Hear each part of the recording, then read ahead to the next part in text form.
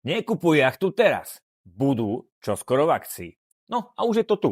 Sice nie z toho dôvodu, že by sa čarterovky zbavovali prebytkov vo flotilách, ale akcia je akcia.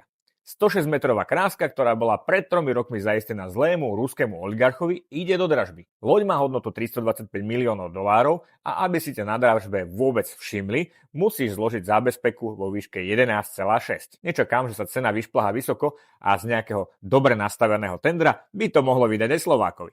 Zložíš sa na to s ďalšími 15 kamarátmi a loď vás za odmenu ubytuje v 8 kajutách.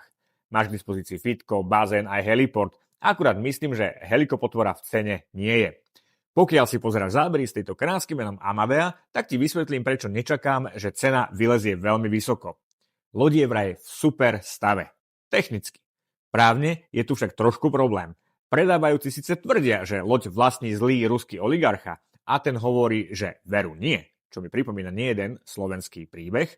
Vlastní ju samozrejme firma a tu vlastní iný ruský občan, ktorý však nie je až taký zlý, aby mu niekto musel vziať loď.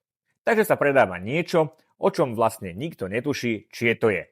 Preto nečakám, že cena pôjde vysoko. Lebo málo kto si chce kúpiť niečo, čo vlastne ešte dlho nebude vedieť, či si vlastne kúpil. Zajtra si dáme odbornejšiu tému bulváru. Na čas stačilo. Užívaj si leto.